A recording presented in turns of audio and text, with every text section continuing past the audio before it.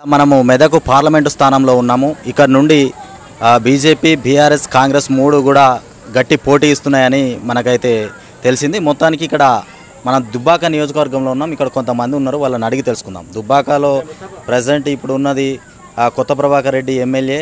ఈ నియోజకవర్గంలో మరి ఓటింగ్ ఎట్లా పడుతుంది, మరి ఎవరికి పడే అవకాశాలు ఉన్నాయి చెప్పండి అన్న. ఇప్పుడు ఇక్కడ పార్లమెంట్ ఎన్నికల్లో ఓట్లు ఎవరికి పడే అవకాశాలు ఉన్నాయి? ప్రస్తుత పార్లమెంట్ ఎలక్షన్ జరగబోయే దాదాపు 22 రోజులు ఉంది. गत इलेक्शन एन्निकల్లో नरेंद्र मोदी जी ने कहा था हर किसानों को कांग्रेस वाले लूट के पैसे स्विस बैंक में हैं, हर किसान के अकाउंट में 15 लाख रुपए डालता बोला था. अब तक तो 15 पैसे भी नहीं डाला. इसलिए बीजेपी हमारे पास तो तेलंगाना में 0 एक भी सीट नहीं आता. पिछले इलेक्शन में 4 आया, अब तो ये इलेक्शन में एक भी सीट नहीं आता. राम मंदिर है, सबका घर में राम देवाल है. हमारे घर में भी राम मंदिर है, हमारे गांव में राम मंदिर है. ఓన్లీ అయోధ్య మీద తెలుగులో చెప్పండి. తెలుగులో రామ మందిర్ పేరు చెప్పుకొని ఓట్లు అడగడం మాత్రం కరెక్ట్ కాదు. హిందువులు కూడా బీజేపీలో ఉన్నారు, ముస్లింలు ఉన్నారు. నేను కూడా బీజేపీలో గతంలో పనిచేశాను, కానీ బీజేపీ మీద చాలా అసంతృప్తి ఉన్నాను. అందుకే మళ్ళీ టీఆర్ఎస్కి వచ్చేసాను. గతంలో కాంగ్రెస్ కూడా పనిచేశాను. అన్నిటికంటే చంద్రశేఖరరావు గారే తెలంగాణ కష్టపడి తీసుకొచ్చారు. తెలంగాణ మూడు సంవత్సరాలుగా ఇక్కడ రఘునందన్ రావు ఎమ్మెల్యేగా ఉన్నారు. ఆయన ఎలాంటి అభివృద్ధి చేసిండు మన దుబ్బాక? రఘునందరావు గారు ఏమి అభివృద్ధి ఏం చేయలేదు. మాటలు గారెడి తప్ప ఆయన ఏమి అభివృద్ధి ఏం చేయలేదు. ఆయన చెప్తాడు నేను వచ్చేసాను ఏమి చేయలేదు. బండ్లు ఇస్తాడు, ఓడలు ఇస్తాడు, ఎడ్లు ఇస్తాడు, అదన్నాడు, ఏం లేదు. ఇంతవరకు అయితే ఏం లేదు. 3 ఏళ్ళల్లో అంతే వస్తాడు, బీజేపీ పిల్లలు కలుస్తాడు, వెళ్ళిపోతాడు, అంతే. ఏం లేదు. అభివృద్ధి అయితే శూన్యమైన. ఈసారి కూడా ఆయనకు వచ్చే అవకాశం చాలా తక్కువ. ఏమనుకుంటున్నారు ఇప్పుడు? రఘునందన్ రావుకు బీజేపీ నుండి టికెట్ ఇచ్చారు కదా, మరి మీరేం చెప్తున్నారు? టికెట్ పార్టీ నుంచి తనది ఎట్లా ఉండబోతుంది దుబ్బాకలో మాత్రం వెంకటరామరెడ్డి, ఐఏఎస్ వెంకటరామరెడ్డి గారు బీఆర్ఎస్ కల్వకుంట్ల చంద్రశేఖర్ గారు బలపరిచిన అభ్యర్థికి వెంకటరామరెడ్డి గెలవబోతున్నారు ఎంపీగా. సరే, గతంలో బీఆర్ఎస్ దాదాపు 6 లక్షల మెజార్టీతో వెంకటరామరెడ్డి గారు గెలవబోతున్నారు ఎంపీగా. రఘునందరావు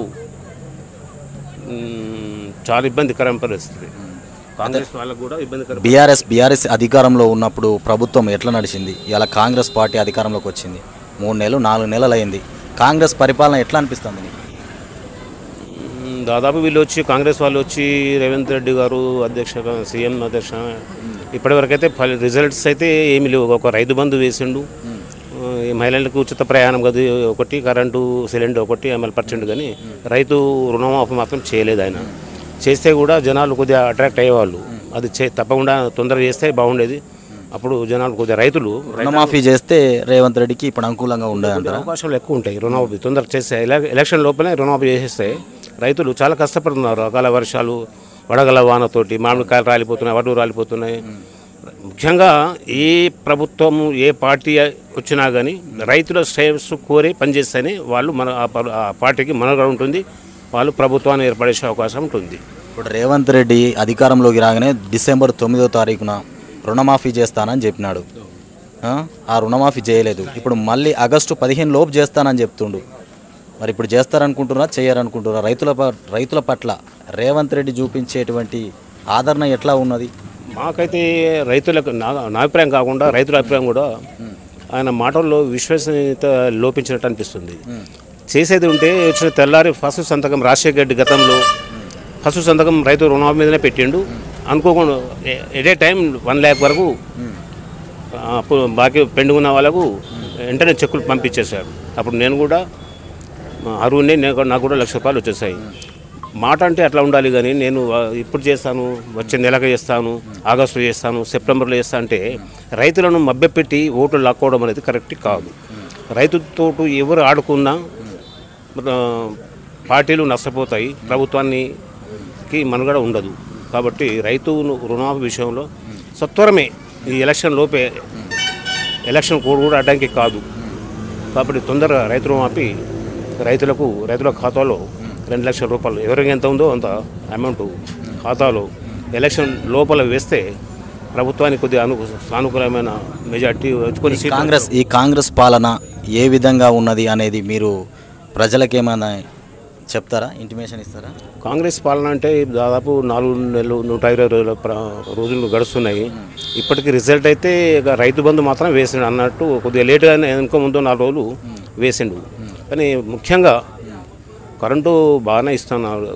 కానీ రైతు రుణమాఫీ విషయం ఒకటి తప్పకుండా రైతుల ఖాతాలో వేయాలి. ప్రధానంగా రైతులను దృష్టిలో పెట్టుకొని పాలన సాగితే బాగుంటుంది అని, వాళ్ళకు కూడా 4 సీట్లు వస్తాయని చెప్తుండే. రైతులకు 500 బోనస్ ఇస్తానని చెప్పిండు. వాళ్ళకు కూడా 500 రూపాయలు బోనస్ ఇస్తానని ఎలక్షన్ వాగ్దానం పెట్టాడు. అది కూడా వచ్చే సీజన్లో వానాకాలం నుండి మొదలు పెడతా అంటున్నారు. సరే ప్రభుత్వం ధర డబ్బులు లేవు కాబట్టి వర్షాకాలం నుంచి అయినా సరే, కానీ సత్వరం అయితే రైతు రుణమాఫీ. సరే, ఇప్పుడు ఎన్ని రోజులుగా మాటలు చెప్పుకుంటూ వచ్చినా వచ్చే వానాకాలం బోనస్ ప్రకటిస్తా అన్నా కానీ మీరు ఇప్పటికైతే రేవంత్ రెడ్డిని క్షమిస్తున్నట్టుగా చెప్తురా? ప్రభుత్వం దగ్గర డబ్బులు లేవు కాబట్టి ఖాళీ ఖజానా అప్పుల పాలైనది కాబట్టి మేము కూడా అర్థం చేసుకుంటున్నాం. వచ్చే వర్షాకాలం సీజన్కైనా 500 రూపాయలు బోనస్ ఇస్తే మేము ప్రభుత్వానికి రుణపడి కృతజ్ఞతలు తెలుపుతున్నాం. రేవంత్ రెడ్డి ప్రభుత్వానికి, కాంగ్రెస్ ప్రభుత్వానికి కూడా. కానీ తక్షణం అయితే రైతు రుణమాఫీ అమలు చేయాలి. లేకపోతే కాంగ్రెస్ పార్టీకి చాలా ఎంపీ ఎలక్షన్లు చాలా ఇబ్బందులు ఎదురవుతాయి. సీట్లు చాలా కోల్పోతారు. సెంటర్లో కూడా కాంగ్రెస్ పార్టీ అధికారంలోకి వచ్చే అవకాశాలు చాలా ఎక్కువ ఉన్నాయి. బీజేపీకి అవకాశాలు లేవు, ఎట్టి పరిస్థితులు లేవు. ఇప్పుడు యూపీలో, బీహార్లో మొత్తం కంప్లీట్గా చేంజ్ అయిపోయింది వెర్షన్ అంతా. బీహార్, యూపీ, మధ్యప్రదేశ్, ఒక రాజస్థాన్ మాత్రం బీజేపీకి అనుకూలంగా ఉంటుంది ఈసారి ఎలక్షన్లో. మిగతా తమిళనాడులో కూడా స్టాలిన్ వీళ్ళంతా ఇండియా కూటమిలో కాంగ్రెస్ ప్రభుత్వం ఏర్పడుతుంది. రాహుల్ గాంధీ ప్రధాని కాబోతున్నారు. తప్పకుండా డెఫినెట్ షూర్ 100%. రాహుల్ గాంధీ ప్రధాని అవుతారంటారా? డెఫినెట్లీ అయితే ఖర్గే లేకపోతే రాహుల్ గాంధీ తప్పకుండా కావాలి కూడా. ఆయన పాదయాత్ర చేసిండు, దేశానికి స్వాతంత్రం. మీరు చెప్పేది ఏంటంటే కేంద్రంలో రాహుల్ గాంధీ రావాలి, ఇక్కడ మాత్రం ఎవరు రావాలి? మరి మాకు ఇక్కడైతే టీఆర్ఎస్కు అనుకూలంగానే మేము టీఆర్ఎస్ అధికారం ఉంటే బాగుండేది. ఎందుకంటే గతంలో చంద్రశేఖరరావు గారు ముఖ్యమంత్రి ఉన్నప్పుడు మల్లన్న సాగర్, రంగనాయక సాగర్, కాళేశ్వరం, మిడ్ మానేరు చాలా తెలంగాణ ప్రాంతాన్ని అప్పుడు నీరు లేకుండా ఎండిపోతున్న కుంటలు నింపేసిండు. చాలా మంది భూములు పోయినాయని కూడా చెప్తున్నారు కదా, మరి వాళ్ళందరూ ఇవాళ వ్యతిరేకంగా మాట్లాడుతున్నారు. మరి ఎట్లా? అభివృద్ధి క్రమంలో కొంతమంది డెవలప్ కావాలి అంటే కొంతమంది నష్టపోక తప్పదు. అది చిన్న విషయం. అది వాళ్ళకి ఎంతో కొంత పరిహారం ఇచ్చే ప్రభుత్వం, తెలంగాణ ప్రభుత్వం వాళ్ళు ఇచ్చేశారు.